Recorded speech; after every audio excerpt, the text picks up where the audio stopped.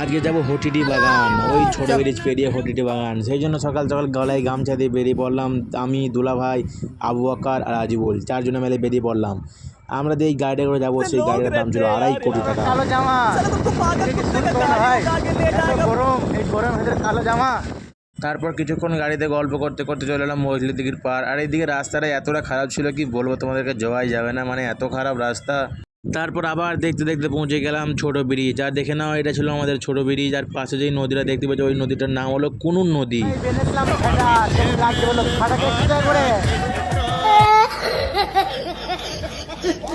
ছোট ব্রিজ পেরিয়েই দেখা হয়ে গেল একটা বন্ধুর সঙ্গে। বন্ধু আমাদের সঙ্গে যাওয়ার জন্য জিদ করছিল, কিন্তু নিয়ে গেলাম না। হটিডি এসেই দেখতে পেলাম কিছু বাঘ, হাতি, হরিণ, সিংহ, সরি ওই হেলিকপ্টার, এরোপ্লেন, বাস এসব আর কি।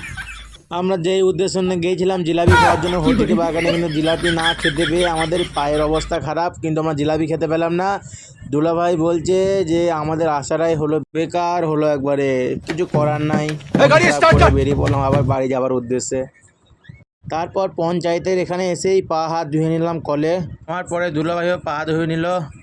বিকাল হতেই বেরিয়ে পড়লাম বন্ধুর জন্য হেলমেট কিনতে যাওয়ার উদ্দেশ্যে মোটরসাইকেল গ্যারেজে।